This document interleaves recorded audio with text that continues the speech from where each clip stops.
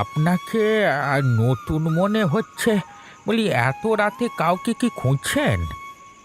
আসলে আমি ওই দূরের নগর থেকে এসেছি, এখানে নগেন বাবুর বাড়ি যাব। ও আচ্ছা আচ্ছা, বুঝেছি। তা মশাই, বসুন বসুন, চারটি খেয়ে এখানে একটু বিশ্রাম করুন, তারপর আপনার যাবার ব্যবস্থা করছি। আসলে আমার পথিমধ্যে একটু ক্ষুধাও পেয়েছিল।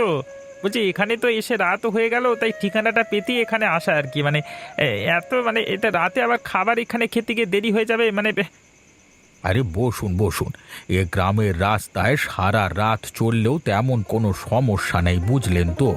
একেবারে ঝকঝকে রাস্তা। তাহলেই ভালো।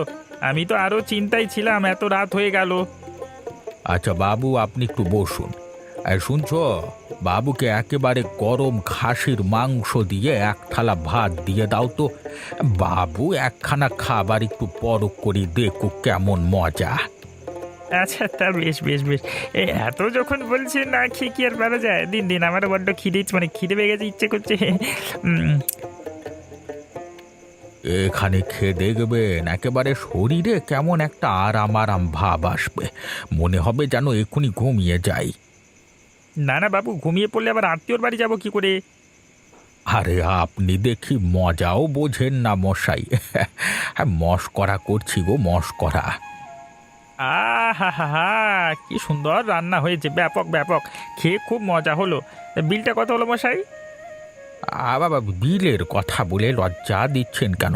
আপনি এ গ্রামের মানে আত্মীয়। তা বেশ বেশ।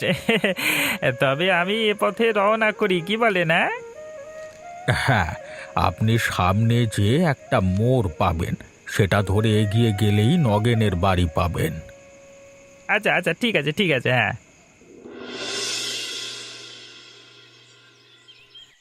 কই গোবিন্দ? আরে ও গোবিন্দ, বলি দোকানে আছো? হ্যাঁ বাবু, বলুন।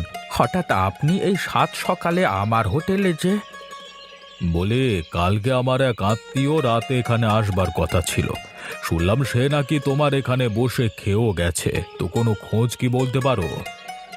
হ্যাঁ, একজন অবশ্য এসেছিল বাবু।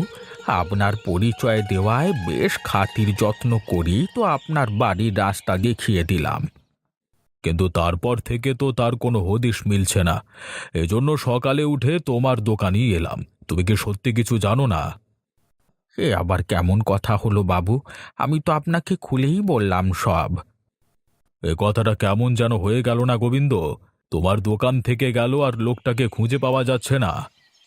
এই যে বাবু, আপনি কিন্তু এবার কথাটা অন্যভাবে বলছেন। আপনাকে সম্মান করি বলছি, সরে পড়ুন তো বাবু।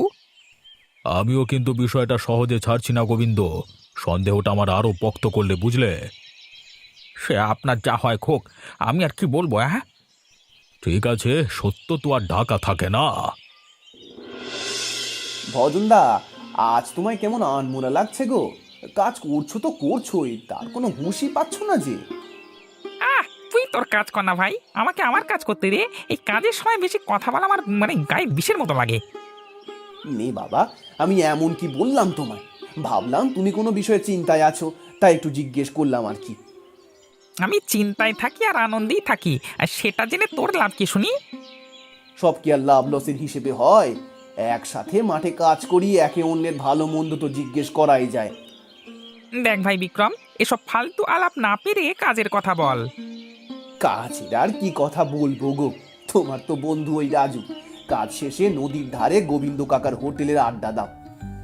হ্যাঁ, তাছাড়া আর কি করব, সময় তো বার করতে হয়। হ্যাঁ, তাছাড়া গোবিন্দ কাকার সাথে আমার তো খারাপ সম্পর্ক না। তা তো জানি। সেই কতদিন হলো কাকা তোমায় ছেড়ে যে কিছুই বুঝতেই চায় না। ওই হয়েছে আর কি, দিনে দিনে, একদিন তো নয়। এ বিক্রম, আজকে যে বেলা পড়ে এলো, আজ আর বেশি কাজ করা যাবে না। কেন গো, তাড়া আছে নাকি? না, আমার একটু ওইদিকে যেতে হবে। তুই তাহলে বাড়ি যা, কেমন?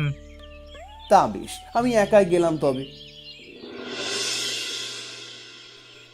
কই গো, এসো তাড়াতাড়ি বসো গো। আজ তোমার জন্য কি রেঁধেছি দেখো। কি গো, কি এমন রেঁধেছো দেখি? ও মা, এ যে আমার প্রিয় কই মাছের কালিয়া। বাহ, চমৎকার। সেই তুমি কাজে গেলে আর আমি ওই পাশের ডুবরিতে হাতড়িয়ে কটা কই পেলাম। বউকে তো একটুতেই কথা শোনাও। দেখলে আজ কেমন তোমায় ভালোবেসে এত সব রাঁধলাম। তা কি আর বলে গো, আমি কি আর তোমায় কম ভালোবাসি গো? সেই দিন মেলা থেকে লাল বেনারসি এনে দিলাম, মনে নেই? বাহ, ভালো কথা মনে করেছো গো, কিন্তু সেটা তো পরে আজও বের হওয়া হলো না। কত করে বললাম যে বাপের বাড়ি যাওয়া হয় না অনেকদিন, চলো ঘুরে আসি। আচ্ছা আচ্ছা, আর কটা দিন পর কাজের একটু বিরতি পাবো, তখন না হয় একবার ঘুরে আসা যাবে, কেমন? তা কদিন হলো মাঠ থেকে যে সন্ধ্যায় তুমি একা ফেরো, ভজনদা আবার কই যায়? ও সে কথা আর বলো না, কদিন হলো তার কিছু বুঝছি না, খুব একটা কথা বলে না। আবার কাজ শেষে আমায় আসতে বলে ওই দূরের জঙ্গলে কি যেন করতে যায়। সে কি গো, কথাটা তো কেমন ঠিকঠাক লাগছে না। এদিকে গায়ে ছড়িয়েছে নগেনবাবুর বাড়ির আত্মীয় হারানোতে নাকি রাজু আর ভজনের হাত আছে। সে কি, তুমি তা কই শুনলে? সবাই কানাকানি করছিল, তাই বলছি। একটা কাজ করো তো, তুমি বিষয়টা নগেনবাবুকে জানাও। একটা কিছু ঝামেলা মনে হচ্ছে, বুঝলে? তুমি মন্দ বলনি, কাল সকালে বাবুকে বলতে হবে। বিক্রম, তুমি তো আমাকে এত দূর হাঁটিয়ে আনলে, আর কত দূর? এই তো বাবু, সামনের জঙ্গলটায় আর একটু, এই তো ঢুকে গেছি বাবু। দাঁড়াও তো বিক্রম, কোথায় যেন গোঙানির শব্দ পাচ্ছি। ওই তো মোটা বটগাছটার কোণা থেকে শব্দটা আসছে বাবু। আহ, যা ঝোপঝাড় এখানে, কতদিন যে লোকজন এদিকে আসে না। আরে ক্ষিতীশ বাবু যে, হ্যাঁ, এভাবে রশি দিয়ে বেঁধে আবার মুখে গামছা গুঁজে রেখেছে। আপনাকে কি বললাম বাবু, আমার আগেই সন্দেহ হয়েছিল এমন কিছুই হবে। দাঁড়ান, তাড়াতাড়ি আগে রশিটা খুলি। আরে বাপরে, এ কেমন কঠিন বাধা বেঁধেছে দেখো বেটারা। ক্ষিতীশ বাবু, আমি ভীষণ লজ্জিত যে আপনাকে এমন কষ্ট ভোগ করতে হলো। বিক্রম, বিক্রম, ধরো ধরো, বেচারাকে আগে বাড়ি নিয়ে যাই, চলো। হ্যাঁ বাবু, ধরেছি, চলুন আগে বাড়ি যাই, তারপর সব শোনা যাবে। ভজন, তোরা এত সাহস হলো কি করে? তুই আমার বাড়ির আত্মীয়কে অপহরণ করে বেঁধে রেখেছিলিস, তোর তো ভালোই সাহস হয়েছে দেখছি।